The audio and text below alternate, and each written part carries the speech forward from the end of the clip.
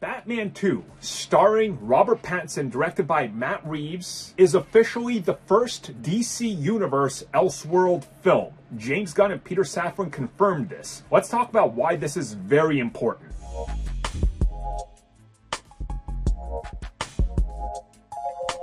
Notice how they didn't mention Joker 2, but they mention The Batman 2, or Part 2, whatever they're going to call it. There's some conflicting reports out there. I think this is really interesting because we know we're getting Brave and the Bold, which isn't connected to The Batman, but we're getting the Batman sequel, and it's part of the DC Universe Elseworlds storytelling. Now, why they're skipping mentioning the Joker, which already has a release date, brings up a lot of questions that people are asking. I think, to me personally, one big thing here is the fact that they are acknowledging that this is part of the bigger DC universe and part of the whole Elseworlds storytelling, and they've teased that Elseworld tales could in some way, shape, or form down the road matter a little bit more, which makes me think that maybe there's some sort of grand plan for that 8 to 10 years out from now and not the, like 2 to 3 years we're getting right off the bat.